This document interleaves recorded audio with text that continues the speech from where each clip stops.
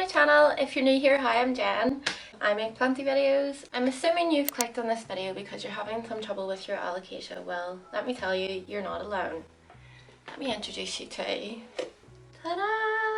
I will put a picture here of what this plant looked like a few weeks ago. Yeah. So I repotted this Alocasia poly in that video, as you've seen, and she just did not like it at all. Her leaves all went yellow. I chopped it off at the bottom, thinking, you know, it'll grow back or whatever. It hasn't as of yet, so I'm going to show you a couple of things you can do. If you think your Alocasia is dead, you might be able to save it. I just want to very quickly show you though, all is not lost, because when I was repotting that plant, I actually collected some corms from her, 7. I lost 1 and I put the rest in here, and look, got little babies. So even if we can't save her, it's not the end of the world. So let me show you what you can do. As you can see, I've got a big pot with a bulb in it, excuse that. So here's the bulb. I'm assuming that this plant got root rot. It's the only thing I can think of. And actually, yeah, if you can see that, I can just pull it right out. So assuming all the roots fell off, but as you can see here, there's actually a nice white root. So I could just leave this and not do anything, but I do want to show you what you can do. So let me just bring you a bit closer and move the camera down, because you don't need to see my big head. And zoom you in a little bit. There, how's that? Okay, so here's the corm for all intents and purposes. And all I'm gonna do is take it out and make a big mess as usual. I'm going to just try and clean it up a bit. Get some of this dead papery stuff off and really just see what we're working with.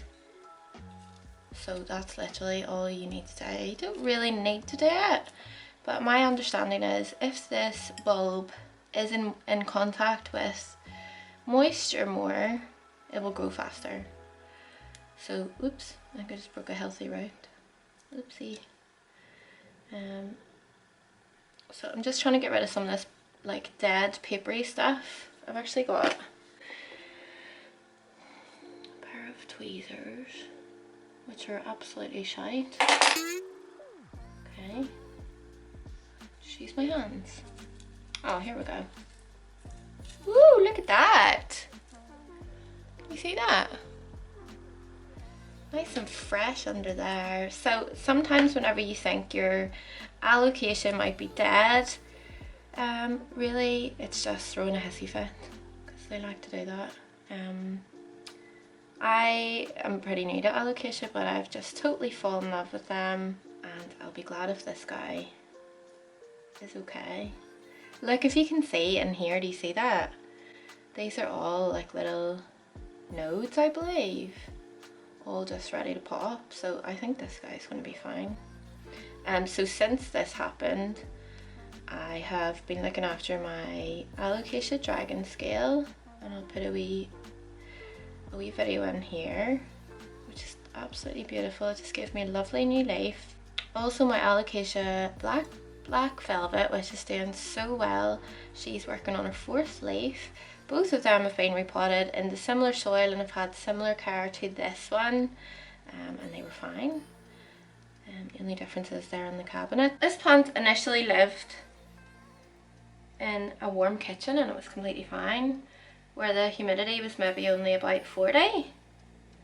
And it was only when I repotted it that I came into trouble. But obviously you do need to be able to repot your plants, and maybe that's just a normal reaction, but my other alocasias have been fine. And since then I actually did also get a wish list plant, which is an Alocasia Jacqueline, and it is so flippin' cute. It travelled really well, which I was so excited about. So yeah, I'm really happy with that. So here's what we're working with now. It's pretty clean.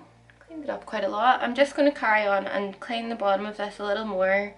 As I said, the more moisture that can get to this, I believe, the better chance it has of surviving. It's so funny, it literally just looks like a big huge corm. Look at that. Look at that. Beautiful. Okay.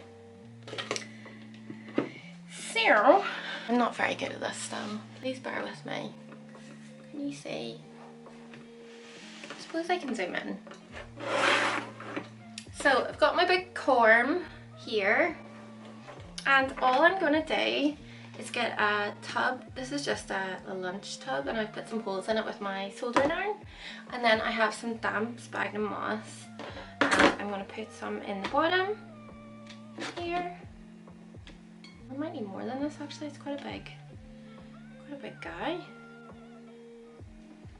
So we've got some sphagnum moss, and I'm just gonna, yeah, I definitely am gonna need more. This is huge. More of that in and around. Actually, I do need more.